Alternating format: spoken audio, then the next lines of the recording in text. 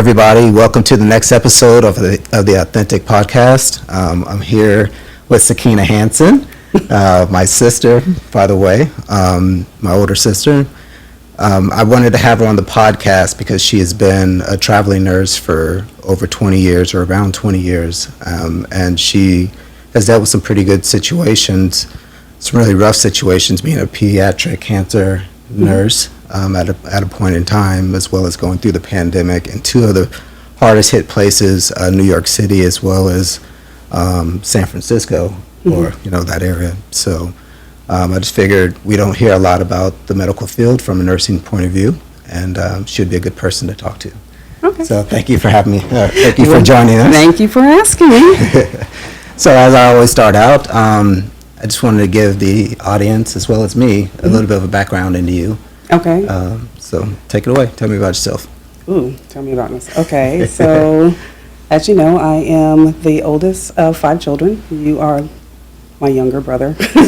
So you're fourth in line, But yeah, so how do I talk about myself? Our dad was in the military, so we traveled a lot. And then after I graduated high school, I went to Atlanta, Georgia, and went to college there. Graduated, worked for several years in Atlanta, and then my husband got transferred to Birmingham, Alabama, or Hoover, Alabama. And so we've lived there basically since 2003. And while I was there, I went back to school, and I became a nurse. So I graduated in 2007. So I've been a little bit less than 20 years. Okay. And I started traveling in 2012, the end of 2012. Okay. So for 2007 to 2012, I worked as I worked in the BMT unit with bone marrow transplant, pediatric bone marrow transplant at Children's Hospital of Alabama, and then started traveling. Okay. And I've been kind of doing that ever since. Okay. Yeah. So let's start at, you said our dad is in the military, and we were talking earlier offline about actually you were in Germany for 2 different terms. Right. Right. So it's a total of about 8 years? I think 7. I think the first time we went for 3 years. I think we went to Augsburg, Germany. Mm-hmm. And I don't remember exactly how old I was, but it was elementary school. Mm-hmm. And then we went back to Stuttgart, and we were there for 3.5, 4 years. Yeah. And that was middle school for me. Mm-hmm. So when we moved to Tulsa, Oklahoma, I went to high school in Tulsa, and then after that, I moved to Atlanta, Georgia, and went to college there. Right. So yeah, our experiences are a little bit different. Yeah. Because to me, Tulsa is just one of the many places that I've lived, where I think for you, because you were younger, this feels like home to you. Yeah. Yeah. So, what do you remember about the military or traveling? I remember it being a great life. Like, I don't know if our dad believes that, because he was the one actually doing that, and he would be away for 6 months at a time on some sort of mission or whatever. But for us, or for me, the parents, the moms that were there with the kids, it was like a big slumber party for 6 months. You know what I mean? Like, it was a great place. It was. We all took care of each other. We all got along with each other. When we lived in Stuttgart, the middle school was down the street. The elementary school was up the hill. And, I had lots of fond memories about living in Germany. I think Germany was a great place. And then when Dad was home, we would have these, on the weekends, we would go and explore. So we would go to the cheese factory, the chocolate factory, but, we would take these trips in the station wagon, all of us, all the kids and Mom and Dad, and go, grandfather clocks. And we really would explore. So I just felt like it was such like a magical time of being there. You just sort of away from everything, it was the army life. And I truly think that was probably what's made me a gypsy now. Like, if I stay in one place too long, I get a little antsy. I'm like, I know all these people. It's time to meet some other people. And that's why traveling has really been really good for me, because it's one of those things where our kids can be in a place the entire time. But for me, my soul needs to see other people and experience other things. And I'm sort of a chameleon in that way. I can be in any environment and be like, okay, let's figure out what the two of us have in common, and then we can grow from there, and then just move on, you know. Right. So I know a lot of people are like, you know, I couldn't have done that. It was the only way. This is what we knew. Yeah. It was, at least so I can say it was what I knew. Mm-hmm. You know, I was glad that we didn't move while I was in high school. I think that probably wouldn't have been the best thing. So I'm glad that my dad, you know, got out right when I was about to start high school. But I can see how that would be different from you, because you and I are 7 years apart. So Right. that means you didn't do all of that. We were The first moving. term, I wasn't there at all. Yeah. So like we were literally moving every 3 years, you know. So you make friends quick, and you learn to, like, I'll see you next time, whenever that is, and then you make another friend. But also, I felt like it was one of those things where we were close as a family, you know, like, so, because that was our baseline. It was always going to be the 7 of us, mom, dad, the 5 kids, no matter where we went. We might be the new kid here, but guess what? At home, we knew, like, we were really, really a close-knit family. And I think for me, when people are like, well, what do you think about home? Home is really family. It really is, like, where Clarence is, where my husband is, that's where home is. We could be anywhere, and it doesn't matter. And I'm not really attached to things. You know, I'm not really attached to places. Like, if right now we live in Hoover, Alabama. If we were to leave tomorrow, I'd be like, oh, okay. You know, where I know that there's other people that's not their experience. Like, they would just be in tears, and I'm like, what are you crying about? Because it's a new thing, you know. When neither one of my girls went to college in Alabama. And I have friends where their kids actually left the state too, and they were like beside themselves. I was like, absolutely. Yeah, Go. experience things. You know, Alabama's not going anywhere. Yeah. You can always come back, you know, just go and see, you know. There was a time when the girls went and they did this 4-month trip through Europe. And my friends from Alabama were like, are you not scared? Are you not worried? And I wasn't, like, at all. I really, because I felt like all of the controllables we accounted for, you know, like they went with the program, you know what I mean? So it wasn't like I just let my 2 little, you know, young girls just go backpack across Europe. And some people do that. That wasn't that situation. But I really was not at all scared. I was more excited for them to have that experience. I mean, they went and saw all of Europe, and then they went to Japan, and they went to Thailand and then Portugal. And I was so excited about them having that experience, more so than being like, I'm so scared something's going to happen to them. It never really crossed my mind that something was going to happen to them. And I always felt like if something did, they were part of a program. So there was somebody that we could talk to, contact, and make sure that, right? And, and don't get me wrong, it didn't go perfect. I mean, like, Jilla got pickpocketed. Yes. The day before she's supposed to leave, she was like, I don't have any money, no credit cards, I don't know what happened. And I'm like, oh my God, you know, like, you know, but okay, we figured that out. And Jasmine, she was heading to Japan and she got sick, like sinus, all of that. And then she had to, like, get herself to the school. So she was at the place, like her host family, and the school was probably about an hour away on public transportation. And she had to, like, figure that out. And she was like, I don't speak Japanese. And she's like, it was a Hail Mary, Mom. I was just like, let's just hope that this is the right one. And it happened to be the right one. And then she got to the school and they were like, ooh, you need to, like, go to the doctor. And she was like, okay, can you help me? You know, and they sorted it all out, you know, and she was fine. And I mean, you know, of course, I'm the nurse. So she's like, what can you, I'm like, I can do nothing for you.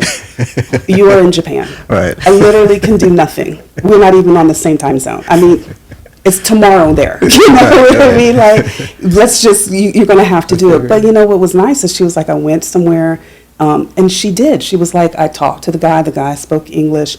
By the time it was all said and done, they gave her antibiotics, and all of it was $20. Wow. And that's when you're like, okay, our health system is a scam. You know? Like, what do you mean? You're talking like you actually saw a doctor, walk-in basis. $20. Wow. He gave you antibiotics, and it's like $20. Yeah. Yeah. Yeah. That's, you know.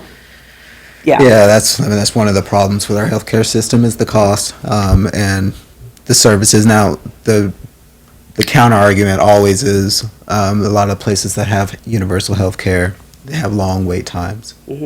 But frankly, you have long wait times here too. That's very true. Try to get into a specialist. Yeah, I know, it's very hard. You have to almost know some way to circumvent the system, because if you don't, then it's going to be a month and a half, 2 months before you get seen either way. Right. And it's expensive even if you have health care. But if you don't have health care, then we already know it's a whole different ball game. So, yeah, but what got you into nursing? Why? Because I know you were business at one point. I was I worked for IBM when I first got out of college. Yeah. I did that for about 5 years. You know what's interesting is, so what you want in your 20s is not necessarily what you want in your 30s. Right. You know, and I think if the world realizes, like, you can change your mind. You know, if you don't like this, then you can do things. And I think the easiest way to respond to that question is that just life happened. We had some things that have happened to us. And I realized that I was not being spiritually and physically fulfilled in doing what I was doing. Okay. You know, and I really wanted to go back to school, and I wanted to be a midwife. But we moved to Alabama, and at that time, midwifery was illegal. Like, that was not even a thing. Okay. But I was already kind of like starting the program of like taking the classes, the prerequisite classes to get into the nursing program. So I was like, well, let me just finish what I started. Let's just go ahead and see what happens. And I never thought that I would be in oncology at all. I kind of stumbled into it. I was doing my clinicals, and the bone marrow transplant unit, the pediatric bone marrow transplant unit at Children's, they finally opened it. It was the first time they opened that unit up to students. So I was one of the first students that they had taken in. I had like a 6-week type of clinical rotation with them, and liked it. Fair enough, you know, but when you have young kids and then you have people come in and their young kids have cancer, it's kind of like not what you want to do. There's certain things you want to be ignorant about, and that's one of them. You're just kind of like, I don't want to know that your kid could be fine one day, and then the next day you take them to the doctor and they're like, they have leukemia. I don't, you know what I mean? And that was so many of my instances. But what happened is, because I was a mom of 2 young children, they offered me a job, 7 on, 7 off, work 7 days in a row, off 7 days in a row, day shift, straight out of college. Wow. And I think Jasmine at the time when I started was she just starting school? Like, I had elementary school kids. Yeah. You know what I mean? Very hands-on, you have to be there, you know, and I always thought that I was going to end up working night shift or something like that. So the 7 on, 7 off day shift that they offered to me was something I couldn't turn down. Yeah. And so it was, thank you. Yes, please. Thank you. And so that's kind of what we did. And we lived our lives like that. So when you have young kids that are in school or whatever, they don't know that you're working the weekends or anything like that, but they also know that you're home. So our whole thing was like, is this your week on or is this your week off? So on my week off, they had things booked. You're sleeping. No. You can come up to my school. You can read. You can be the one that reads. You can have lunch with me. You can, they had that whole thing. And then on my week on, okay, well then, Dad, you can come to my school. You know what I mean? Right. And so we lived our lives like that for like 5 years. Okay. Until we kind of decided. I never thought we would stay in Alabama. I honestly thought, we kind of went there because this job brought us there. And then I thought, okay, I started school, let me just get through school. But then the girls started school. And it's really hard, which for my husband, who his is a typical life of like, I went to this school and the whole thing, you didn't move around a lot. Once they went to school, he was like, well, then this is where we are, And I was like, what do you mean this is where we are? Are you sure? How did we in here? Yeah, it took me from Atlanta, Georgia to Hoover, Alabama. Yeah. And even though they're 2 hours apart, they're completely different places. Yeah. I was like, are you sure? I remember there was one time and I was like, if you ever doubted or wondered if I truly love you, the fact that I live in Hoover, Alabama, No Yeah, doubt. I remember. I mean, you had like a 5-year plan when you first moved. You're like, okay, we're only living here for like 5 5 years. years. So like, and then here we are 20 years later. Yeah. This is the longest place I've ever lived in my life. Yeah. You know, consistently. And so, yeah, we kind of was doing that, and then I said, well, we had to compromise. Like, okay, the kids are going to start school. What are we going to do? We're going to have to buy a house here. Yeah. You know, we're going to have to lay some roots here. And that's when I started saying, well, how much money do I actually make? Yeah. Because at the time, it was, you know, when you're married, Yeah. and we were married young, so we had a joint bank account, put it all together. As long as the bills were paid, yay, the bills are paid, we're great. Right. Everything is golden. I never really paid attention to it. But now we're talking about we got to buy a house. Yeah. And I was very adamant, like, I want to make sure that I stay in the area that I'm in. Because there's some places in Alabama, if you're a person of color, you don't want to go. be. Yeah. You know, you just kind of like, I don't feel safe, and I'm not going to raise my kids in a place where I don't feel safe. I think what saved us, and this is a true story, like I was moving to Alabama kind of kicking and screaming, and then my husband was like, I think at the time I wasn't working, and his job moved us there, and he was like, Sakina, you like to eat, and you like a roof over your head. We're going to We're going to Alabama. Alabama. I was like, fine. Okay. And then, so I was there, and there was just me, Clarence, and Jasmine at the time. Like, I didn't even know I was pregnant. I was pregnant with Jayla when we moved there. And we went to the library, and they have a Hoover Public Library, and I took Jasmine. And I've been to many, you know, we've lived all over. It's truly probably one of the better libraries that I have ever been in my life, seriously. And I remember thinking, this place can't be this bad if they have this fantastic, fabulous library. Like, they must put money towards it, because, I mean, like, literally they had things for kids, they had books and everything, you know, but then they also had movie theater at the bottom. They had places in the back where you could rent, you know, a Kindle, and I mean, just, you know, they even had a little cafe back there. It truly, to this day, truly one of the best libraries that I have ever been in. And I just was like, okay, I feel safe here. Right. I feel like this is it. So when we came down to buying a house, and I looked at what I was making, I was like, oh, yeah, this is not going to work. No. Yeah. You know, so we had this thing with our kids. We had kind of sat down. I was telling Clarence, I said, I think that I should try this travel nursing. I don't know if it's going to work out. I don't know I don't even know what it is, but I think I should try it and see, because we need to kind of come up with a down payment, and I think I can make money quickly. Yeah. If we can just make a sacrifice, but it would be a sacrifice for the entire family, because I would literally be going away. And so he was like, okay, if that's what you think we can do, sure, let's do it. So we had like a meeting with the kids. We had a whole family meeting. And I was trying to tell them, like, this is kind of what I'm going to do, but we all have a part in this, you know, like, this is not just all on me and your dad. We all have a part. And so we called it Operation Buy a House. Okay. We all sat down, Operation Buy a House. What's my part? My part is I'm going to go to New York, and I am going to try this travel. I'm going to do a travel assignment that was supposed to be for 8 weeks. Try this travel assignment. Your dad, he's going to be working and taking care of you. Your thing is, you guys got to continue to do well in school, because the moment your grades slip, then the mom guilt. Yeah, then I have to come back. And, you know, like, oh my God, it's all falling apart, you know, so we can't. Yeah. So this is what we're going to do. And so, okay, I get there, I go to the Bronx. I know. Hold on. But before we get to your traveling nursing story, let's back up, because I'm really interested in what it was like being a nurse for children's bone marrow. To me, that seems like that's obviously it's a very heavy job, right? Right. But what did you learn from being bedside with kids who are sick? I learned that kids are resilient. I have now in my career done both adults and pediatrics. And I kind of go back and forth, like, you know, if pediatrics gets to be too hard, then I'll go to adults. If adults get to be too hard, go back to kids. And what's different between the two is that kids can be like sick, like, I mean, vomiting, and then I'm all done. Okay, so now can I go play? Literally, at many instances, you know, let's do a dance party. that Wow, type of just thing. the- Just this is kind The of youthful joy. and we're gonna march on through this. I might need a hug for a minute, and then boom, we're gonna go ahead and go through.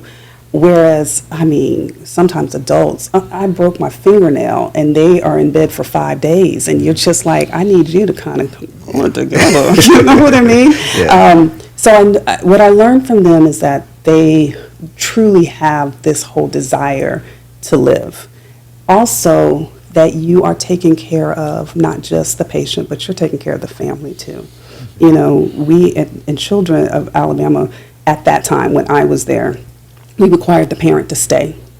And I mean, when you really think about it, that's really hard. Yeah. So you have a parent, your kid is going to be there at least 30 days probably. So now you're taking off work. If you have other kids, if you're a single parent, the whole dynamic of that. But then also everybody, you're like watching this family in a situation was probably the most gut-wrenching, fearful Yeah. time of their life. Yeah.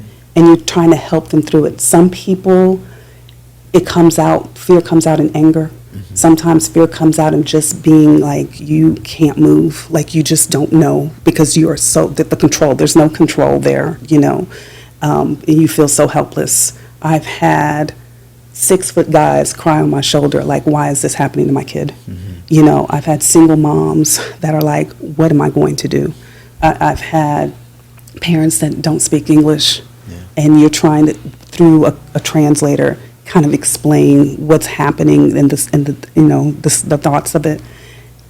It's rough. Yeah. It's mentally exhausting. Mm-hmm. I consider it an honor to be able to walk that journey with them. Mm-hmm. And my goal is that they get to the other side of it and they live their lives and they never remember who I am. Mm-hmm. That's my goal. My goal is that they get there and 5 years down the line, they are living a regular, normal life. Mm-hmm.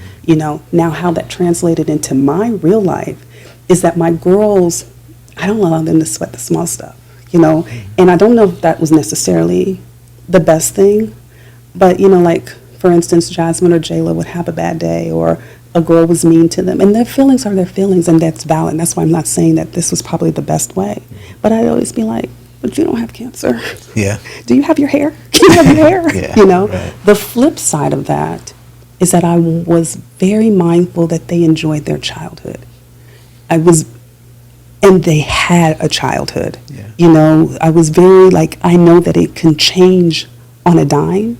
And so you want to do softball, we're doing softball. You want to do this, we're doing this. You want to go here, we're going here. I wanted them to be a child for as long as they could and enjoy every aspect of their childhood. Mm-hmm. And I think both of those was because of what I did for work. Yeah. Yeah, that makes sense. I couldn't imagine being in that position where you're responsible for a sick person, especially a sick child. Knowing that you don't really have control of what's going to happen. You're just trying to do the best you can. And you also have to keep a certain level of professionalism, but you also have to be a human, and empathize with the family, empathize with the child, show a straight face at certain times when it's hard and tell them you're going to get through it. But also be realistic with the family in terms of outcomes or what the journey might be. You know what I mean? I find it can be pretty complex to be in that position. It takes a certain type of person to even put themselves in that position. I know I couldn't do it. I think it would eat me up. I find it special that you're able to do that. You know what I mean? Like I said, I do feel that it's an honor to walk the journey with them. And I do think that it is a journey that we're going through.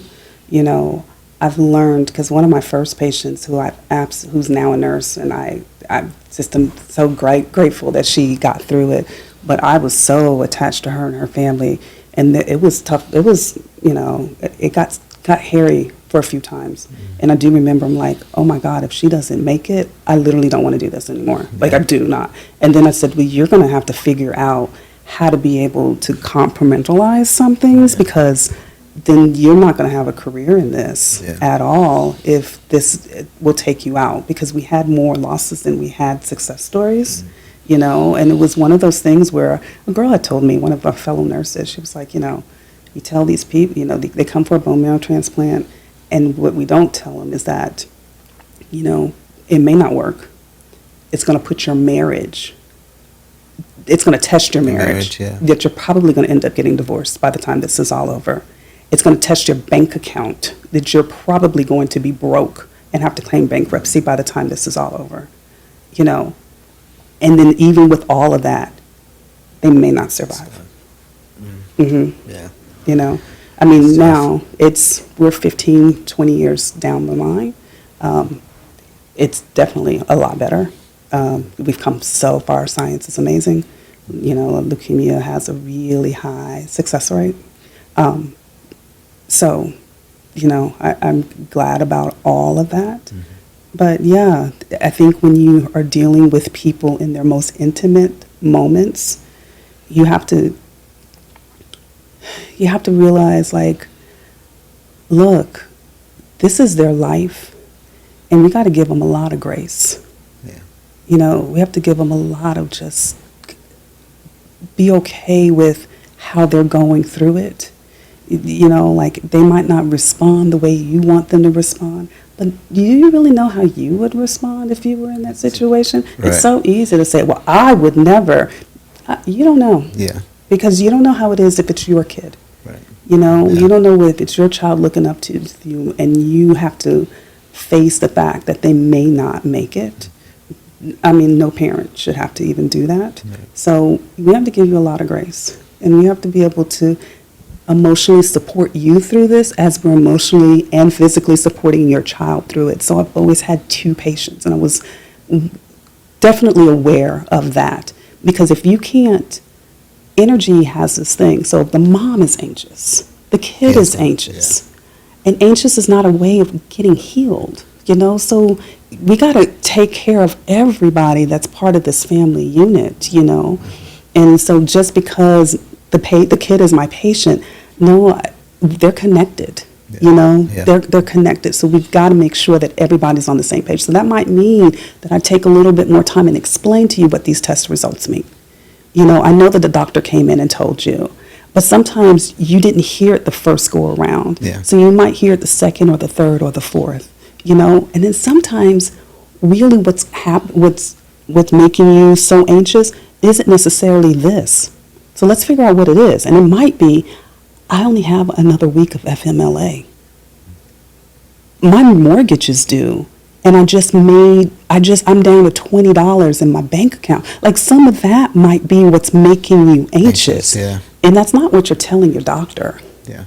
You just want to find out what this is about. But all of that is part of the whole journey, And so then you're like, okay, well, let's figure out, let's talk to the social worker. Let's talk to this, let's see what other avenues that we have to kind of take some of this stress off of you so that you can be more present here in a better state of mind. Right. Yeah. Okay, so then you got into traveling, and you're picking up in New York. Oh, yeah. Operation Buy a House. So I go to, oh my God, so I'm thinking, okay, this is the best decision I've ever made or the worst decision I've ever made, but at least it's a decision. Yeah. Because we're not going to buy a house, me working where I'm working, making what I'm making, and we're not going to be able to come up with a down payment. So let's go do this. So I walk in. It's my first day as a brand new travel nurse. I don't know. I'm like, here we go, And we have this room where it's behind a locked door, where the medicine cabinet, like the machine where you can get the medicine. So I have to give some medicine to my patient, so I'm going in there. And there's two nurses, don't know them, and they are cussing each other out. They're yelling. They're behind a locked door. Uh-huh. I walk in, and they're like, and I'm like, oh my. Excuse me, as I get through and pull my thing out. And then something must have happened, and they were getting it out. And by the time I had finished pulling out my meds, they gave each other a hug, and they were like, okay. And they walked out, and they were fine. And I was like, I don't know what just happened. I don't want to be a part of that. I don't know what just happened. But actually, I like the fact that y'all were able to get it out, because in the South, that's not what we do. In the South, we're like, hey, everything is great. I hate that girl. You know what I mean? But no, they got it all out. And I was like, oh, okay. all right, fine. And then later on, I had to use, it's a glucometer where we test a person's blood sugar, but you have to have like your own login or whatever. And I say, oh, my login doesn't work. And can somebody, either log in or help me with this? And one of the girls goes, you know what? And she's screaming. She's like, you know what? Like, they should make sure that all the travel nurses have what they need. This makes no sense that you guys don't have what you. And I'm just like, you're right. You're not wrong. Right. But can you Can you come back for a second? But once I got used to, because there was really nothing wrong with it. You know what I mean? Like, once I got used to all of that, it was totally fine. It was like, I enjoyed working there. Yeah. And my 2-month assignment turned into 6 months. Mm-hmm. So I was there for 6 months. At the end of the 6 months, we bought our house. That's right. You know what I mean? Yeah. And so what I learned also is that my husband is extremely capable 100% of taking care of this kids. Like people are like, oh my God, what's going to happen with your kids? I'm like, you act like I'm just leaving them out. They're with their father. You know what I mean? They're with their father. And so I remember one time the girls called me and they were like, when are you coming back? And I'm like, I don't know. We'll figure this out. And I'm like, why? They're like, he won't take us to Chick-fil-A. I was like, what? And so I get on the phone with him, and he was like, I can cook. Yeah. He used to be a chef, right? And he was like, we're not spending money. We are saving to buy this house. Right. They're not starving. And like, he will not. I was like, I probably did take out Chick-fil-A a little bit too many times. He will not. We have not been to Chick-fil-A. But what helped us is that, like, the girls knew, like, you know what? Our dad got us. Yeah. My mom we as a family are working towards something. At the end, this is the something. Yeah. You know what I mean? We're fine. Mm-hmm. We're totally fine. And then kind of once you start to do that, you were like, I won't be gone for 6 months. That was a long time. But I could do a 3-month assignment, and then I can come back home and then be present. Mm-hmm. You know what I mean? And it will be fine, and we're okay. So that's kind of how we lived our lives. Yeah. So then, obviously, you were around. You were a traveling nurse when we had the pandemic here. Yeah. And so, did you start out in California during that? Yeah. So I worked in a hospital in California. I started out as a traveler there, and then I think in 2021 I actually came and did per diem, there. So I would fly back and forth. Literally, I'd be there for a week, and I'd come home for a week, and back and forth between San Jose and Alabama. And I think that's... Well, let's start with the first day. Do you remember when it actually happened? Were you there where you started? Yeah? Yeah. I remember when there was the writing on the wall. I think California was probably one of the first states that kind of shut down everything. Yeah. And what was interesting is at the time, we were being part of, our family was going to take in an exchange student. Yeah, I remember. Yeah, so, and she was supposed Chinese. to start. Was she Chinese? No, she's German. Oh, okay.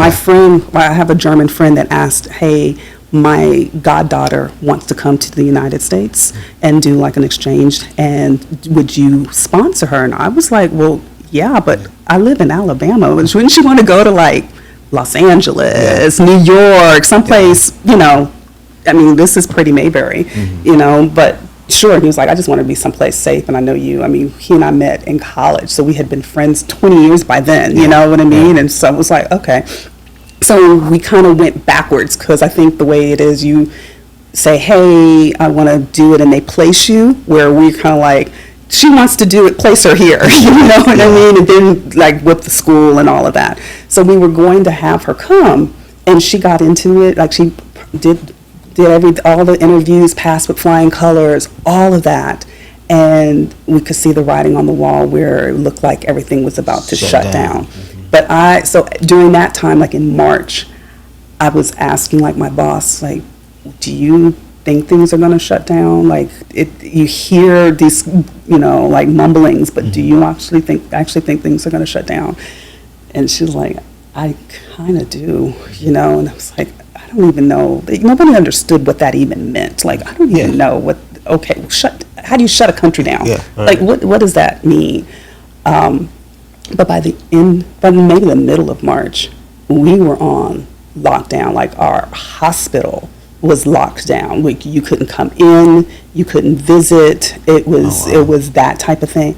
And then people got sick quick, Okay. really, really quick. I mean, like I said, I was traveling back and forth, and the airports were empty. You know, like, I would be on a flight, and you could count the many people that were actually, like, On that flight. on that flight. You know what I mean? Yeah. But then I would go to Alabama, and everything was open. Yeah, right. And so it was, I mean, I really believe it messed with my head. Yeah. You know, you go to one place and it's like all shut down. And you go to another place and they're like, I mean, nobody's even wearing a mask. Yes, it's so crazy. It's like, they both can't be true in the same place. You know what I mean? And so I think that really was really hard. And then just as you saw people become sick and sicker, where you are, you know, you're in a closed ward, you know, there's maternity, you could literally not, you could only have, like, that's the most joyous thing, right? You have a baby, Yeah. and then the world celebrates. Everybody brings in everybody, you know, your mom, the aunts and the uncles, everybody comes to meet this baby. No, Yeah. no, it's just you and your one partner. So maybe your husband, maybe your mother, you better choose between the two, you know, Right, you got to yeah. kind of decide which one. Mm-hmm. Okay. When you say that people got sicker, we hear that there were, like, issues with so many people being sick that you didn't have beds and stuff like that. Was that true at your hospital, or was? It was true at our hospital, and it was also true at all of my travel nursing friends' hospitals. Like, so we were all, like, a part of a group, like, what's going on where you are, what's going on where I'm at. Yes, my hospital, we would tell them, like, how many beds we had. You know, we needed to transfer this unit into another COVID ward or whatever, or another clean ward or whatever. But some of my friends had the worst of it, where they were just, it was one of those things where they were like, oh my God, they're sick, dying type of thing, Okay. you know? Okay. I am still amazed that the healthcare profession, that the nurses survived that time. I think that we were all on survival mode. Like, we just got to get through it. We didn't really take care of ourselves mentally. Yeah. We weren't prepared of some of the horrors that we've seen. But looking back at it now, I'm amazed that we were even able to stand.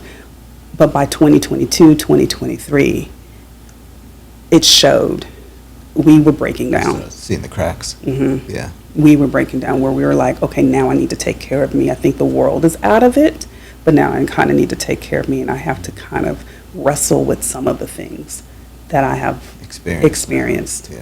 along the way, some of the things that I'm seeing. How is that where you're what I would consider on the front lines? You're dealing with the sick patients. You're dealing with the chaos of it, and then on the outside, you're hearing people saying that it's all made up, that these people aren't really sick.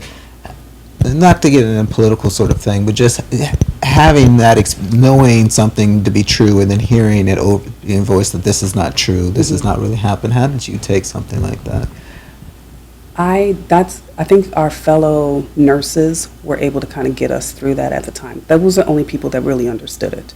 You know, like, you would literally go and have a patient, and you're all in your garb, and they're talking to their loved one through an iPad, because nobody can come in, you know, Yeah. and they're saying their goodbyes through an iPad. And then you go back home and they say, that's not real. None of this is real.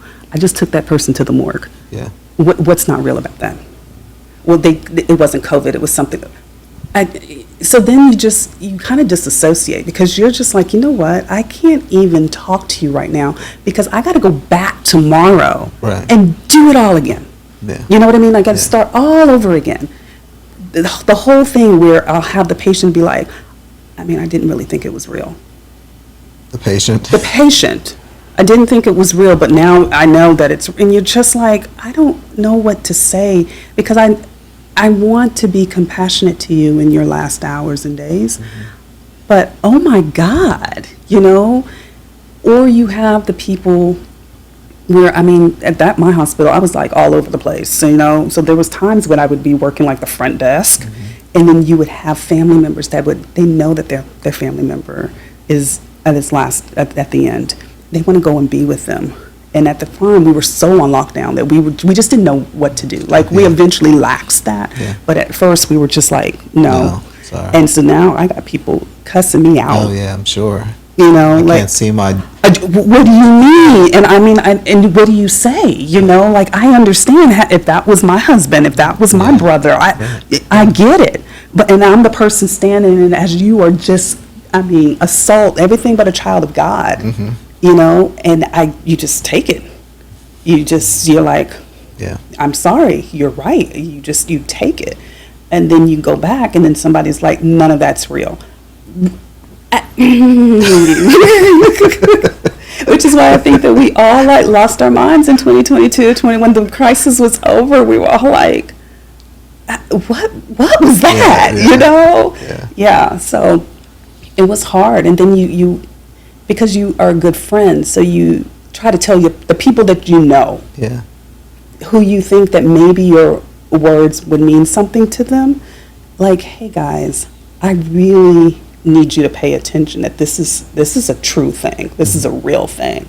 And but I just can't wear that mask. For my mental health, I just need to, and so now I don't, which is why you talk to other nurses. You know what I mean? You talk to other nurses, you talk to your family member, and that's just about it. And you just kind of like, let the chips fall where they may. I've given you all the information. You choose to believe what you want to believe. You choose to see what you want to see. But I'm telling you, as a person who's seeing this firsthand, it's not a joke. This is truly a thing. And you will get sick, or you will give it to somebody. And I was very sensitive to the fact that most of my patients are oncology patients. You know what I mean? So, like, what do? You give a person a bone marrow transplant. You wipe out their immune system. And now there's this virus that will kill them. And you don't want to wear a mask. You don't want to help contain this. That, and then the fact that we had to tell and teach people how to wash their hands. What have y'all been doing? What have you... I'm like, everything that you need for life, you probably learned in kindergarten. Like, didn't we teach you, like, you should have known before, but in kindergarten, they teach you how to wash your hands. They teach you how to be kind to your neighbor. They teach you how to raise your hand and wait your turn. What have you been, why are we literally teaching you how to wash? What have y'all been doing? Yeah, I know. Yeah, COVID was a weird time. Obviously, my daughter, as you know, your niece, she has autoimmune disease, and so I was always hyper focused on trying to make sure she was okay. And you talked about the parents on the bed, the bedside for the bone marrow kids. I can relate to that. I mean, in terms of like, you're nervous too because it's out of your control. You know what I mean? And I think that during COVID, there was a lot of that, at least for me, and I know for a fact for a lot of other people who had sick kids or sick family members, older people who were highly susceptible, that it was out of their control, what was going on, but the people who you depended on were like making a joke about it. You know what I mean? Literally having COVID parties. Some people to the point where they were knocking over mask kiosks and things, just like, it was just a weird time, you know what I mean? But I think that it broke down sort of the social contract. I think people stopped trusting, at least from my point of view, stopped trusting other people to kind of do the right thing. You always feel like in times of need, the United States, the people will kind of pull together, you know what I mean? But I think it has to be a military threat, because we see now that if it's not a military threat, and there are lots of threats, but if it's a viral threat, people don't care about others. They think about themselves. I shouldn't say everybody, obviously, but enough people to make it matter. You know what I mean? So, I think I lost faith in humanity during that time. I truly did. And I think up until that time, I truly enjoyed being a nurse.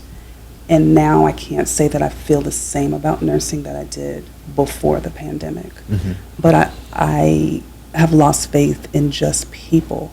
I mean, you really saw the best and the worst of people. And mind you, we talked about how I started my career where I see people in their worst. Yeah. And I can find the empathy and I can find the grace.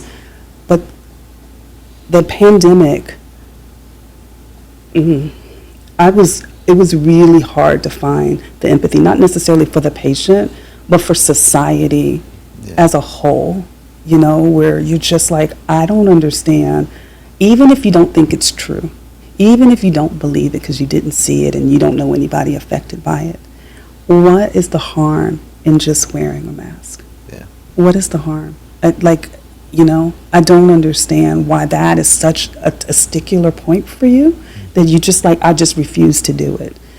And even if I know that it may help somebody else. So I don't know what you do with that. When you have that type of selfishness, you can't train somebody, shame somebody into doing what's good for the whole. You either will do it because it's the good for the whole or you won't. And I have no control over what you're going to do, but it makes a statement, and the statement that you're making, I don't want no part of it. So I really have looked at people differently, where they're like, I don't believe that. That was just a hoax. And I was like, this is why America can't have nice things. Independent to a fault. Oh my time, God! At some point, you gotta look out for fellow Americans who can't look out for themselves. I think that's a godly thing to do. So but we're a Christian nation, right? That's the point. So. Okay, so what have you learned from nursing and from your experience, your career? What kind of insights have you gained about yourself, about the healthcare industry? What do you make back when you look back at what you've done and your experiences in the career? Well, first of all, I'm grateful for the career. I think the career, like on a personal level, has been fulfilling for my soul, and also has enabled my family to do the things that we would like to do. Yeah. So for that, and that is only because I was a travel nurse. I would not have been able to do this had I had stayed at my hospital in Alabama. Just the money was not there, the mobility was not there. But being a travel nurse, thank God for that first assignment that turned, like I said, it'll either make or break me. They were really good to me, and so it made me say, okay, well, let's try it again. Let's just keep going, So that part it's been a good career choice, I don't regret going to nursing school. Now, don't get me wrong, I did not like nursing school. Nursing school was very, very difficult. And try doing nursing school with a 1-year-old and a 4-year-old. It was very, very difficult. I did not enjoy nursing school, but I enjoyed, up until the pandemic, I enjoyed being a nurse. Okay. I enjoyed putting on the scrubs. I enjoyed going through the journey with my patients and their families, even on our hard days. I enjoyed being a nurse. And so I can look back at this career and be like, yeah, that's good. I did some good work. I really made a difference. What was the question? You said, what else did I get out of it? Yeah, or any takeaways you have from it? I don't agree with, I hate the way our healthcare system is set up. I think that you shouldn't lose your house because you got sick. I don't think that you should lose the things that you have accomplished and being able to acquire because you got sick. I don't like a parent having to choose between going to school or going to work or being with their sick child. Like, I don't like how we're set up. I'm not sure. I don't think that having anything that, like, healthcare should be for profit. Yeah. I think that gives you think about things differently. I don't like the way our insurance system is set up. I don't think that insurance companies should be able to tell a doctor what they can prescribe, or they shouldn't do it, or that patient shouldn't stay in the hospital a day longer. The doctor is seeing the patient and is making their medical diagnosis based on what they are seeing, and I think that you should be able to respect that. So I'm not happy about how that has turned out to be. And then I have to just remember, we live in a capitalistic society. We've signed up for that. And this is part of that, like everyone wants to make as much money that they can, but nobody's caring about the person unless it's you, the person, and then there's some selfishness in that too. Like, it doesn't matter unless it hits me personally. And I'm just kind of like, well, no, it should matter, period. Like, that should be the foundation. The foundation is we are a society that takes care of our people. And maybe my eyes were open because of the pandemic. I just think that we're not a society that takes care of that takes care of the people. And so then once you realize that the next person is selfish, then it has this ripple effect, right? Mm-hmm. Because now you're like, well, I mean, if Takuma's going to hoard it, then I better grab it from me. Let me hoard it too. And that's a weird way of thinking, and it's the scarcity mindset, right, in a country that is not scarce, right? So like, I think that's kind of like all of our problem, this whole thing of like, I'm afraid that this person's going to get more than me, so therefore I'm going to hold on to it. And it happens in our healthcare too, we need to make sure that everybody is making, that the CEOs are making millions and millions of dollars, and you're just like, but if we're all not taken care of, how does that work? Right. Right. Why is it that a person has to feel like literally on their deathbed before they go to the doctor? Why isn't preventative a thing? Mm-hmm. Like, why are we not concerned about that? But then why is insulin so expensive? One time I was talking to your wife, Lucy, I think inhalers should be free. You need to breathe, Like, why is there a dollar amount to that at all? Like, that should be just a thing. You have asthma, you need an inhaler, or it should be $5 or so, what I mean? Like something, but it shouldn't be like, if you don't have insurance, you might not get an inhaler? Yeah. Are you kidding? An inhaler. And so now you have it to where sometimes it's the haves and the have-nots, right? So, okay, I mean, my dad has insurance and I got the best of the health care, but Sally's dad doesn't have insurance and Sally doesn't get anything. But Sally, the cure for cancer may be in Sally's mind. We might want to make sure that Sally survives. You know what I mean? Like, she deserves a life just as much as the CEO's kid deserves a life. And so there should be some basics that are just covered. Mm-hmm.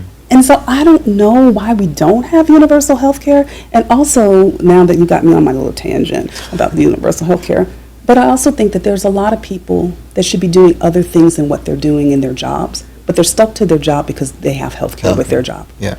So you're stifling the creativity. You're stifling where they should be. They're taking up a space that they hate this job, but there's somebody else that would actually thrive in this job. But they can't go anywhere because they don't have health care. And I think that if we could figure that out, you would be able to open up a lot of different possibilities of what we can do, what we create, Yeah. But again, I'm go back to, America just don't want us to have nice things. Like, what are we doing? Yeah, I never understood why you couldn't have a basic health care that's provided for everybody, and then you could also still have private insurance for people who want to pay for a high, whatever. They see my own doctor, do my own thing, and they can have their private insurance.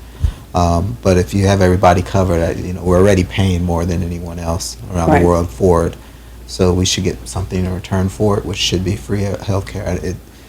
It doesn't make a lot of sense. Like you said, profit and insurance shouldn't go together. Healthcare and profit shouldn't go together because they have different motives. Exactly. You know what I mean? So you shouldn't be incentivized to make me sicker. Right.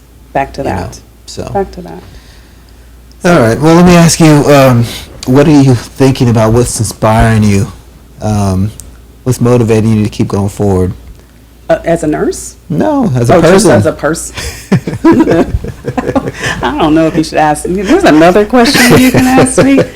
Right now, Listen, I ask because half the people that I ask this question to are in the same boat. They're like, man, it's very hard to find things that are inspirational right now. Mm-hmm. But I find it important to do the mental work because we have to find something that inspires us to keep going forward. Mm-hmm. Right? Like, it's, to me, staying mired in your depression or your anxiety or the things you hate about what's going on it's not productive. It doesn't agree. move you forward. And so I always ask that to get people to think about, okay, well, what inspires me? What can I grab onto to keep going? I mean, I really would have to think about that to be able to give you an intelligent response. No, of course, this is off the cuff. Because if I'm being honest right now, I am not inspired. I am really like, what the fuck? You know, what is happening? Right, yeah. You know, but I have to find some way to be inspired because I have children that I need to make sure that they Still stay got inspired. things you got to do. Right. Exactly, you know, and they are in college, they're about to graduate, and then they're going to go out into this world. And so I have to be able to kind of be like, okay, now let's come on, we can do this. Let's keep moving forward. My faith is what's really kind of helping me keep it together. Otherwise, I would literally just go out on the street and just scream, you know? Yeah. I mean, just yell and scream and be like, I mean, into the void, right? Yeah. Like it doesn't do anything, Yeah. but just get it out. Yeah. But that would really be where I'm at right now. I am just so disappointed. Yeah. I go between being disappointed and angry, you know, which are two emotions that I really don't like to be in at all. Yeah. You know, like I really don't want those at all. But if I'm going to be honest and own what I feel at right now, I am just so disappointed in our country, and I'm so angry with our country, and I'm so upset that we are where we are because we could be so much better than what we are, you know. And as an African American woman, I know we can be so much better than where we are, Yeah. you know. I mean, and the thing is, it's almost like you're asking us to just endure again. And I'm kind of like, we're done with that. You know what I mean? Like, I'm like, you know. And I mean, and that's how I feel right now. I know tomorrow, or maybe the next day, or maybe next week, I will find something that I can kind of, okay, you know. But today, it's a dark place, you know, and I hate that. I wish that it wasn't. I wish that I could say, hey, we could do something. This is what we can do. But I can't be on social media. I can't be on the news. I can't do any of that. In order for me to function, Yeah. I literally have to kind of stay like, I am a nurse. I am a mother. I am a wife. I am a sister. Those are the things what happens in my little circle is what I can be concerned about. Outside of that circle, I cannot take that on. And I think because my vessel is depleted, I think 2020 depleted it, that I have nothing else to give. I can just get through right now, you know, and that's kind of where I'm at in that. I think if I had to find something to be inspired about, my ancestors inspire me. Like I have to like look back that far and be like, no matter what, they still survived and endured. I'm made of strong stuff. Yeah. And I will be able to survive and endure. Let me have a plan A. Let me have a plan B. Like having a plan kind of helps. Let me surround myself with like-minded people because I can't, you know, it's back to the pandemic. Why are you going to wear a mask? I don't think it's true. I can't go into anybody that is looking at what's happening now and think that this is okay. Like if you look at this and you're like, oh yeah, I mean, he's doing a great job. Everything is great. No, I cannot hear you. You are sucking the life out of me. I just cannot. So for me, I have to surround myself with like-minded people. I have to pray. I have to hold on tight to my family and then just kind of get through the day until I can see some sort of hope of like what's next. Like right now, surviving the day is the accomplishment, you know, and then making sure that my kids don't give up. Yeah. Well, you know? I can say for sure that your kids are resilient people. They're doing a great job. I brag about both of them all the time. they're doing great. So you don't have anything to worry about. Yeah. So- And when we have that generation, when they rise up, I think they're gonna do big things. I Yeah. think they'll set the course right. I hope so. It's up to them, right? Yeah. Right now, it's kind of like we left you a mess, Yeah. you know? We left you a mess. I remember this was way before this election. This was, I think, maybe in 2021, 2022, I was talking to Jasmine, and I was like, I am just so impressed with your generation. I mean, you guys are out doing, like, you're talking to your racist grandparents and being like, that's racist, you don't say that. Like, they have, like, real values, like, this is what we're going to do, this is what we're going to do. And that precious daughter of mine, she said, we have to. You left us a mess. Like, your generation left us a mess. And I was like, excuse me? And I said, we gave you Obama. That's what I told her. And then she looked at me and said, and you also gave us Trump. And I was, and she was like, the environment, all of that, like you, and the fact that she even thought about it, so y'all left us this mess, and we have to figure out how to fix this. So yes, we are doing it our way. And I was like, I'll be honest with you, because there were times when we were trying to tell you guys not to eat Tide Pods. So I was worried. I was worried about your generation. But y'all gonna, okay. Yeah, they'll be fine. They'll be fine. Yeah. I do think they're a little more radical, but I think we need a shakeup. Right? So So- I think it'll come from them. So. Well, thank you for joining me. I appreciated talking to you and getting. I knew most of the stories, but there were a few things that I've always wanted to ask, and so I had a good chance to ask it. And thank you guys for listening. This is another episode of Authentic Podcast. Again, my guest is Sakina Hanson. And I'll try to post again about once every week. And hope you guys listen for the next one. And we're out. Okay. Good job.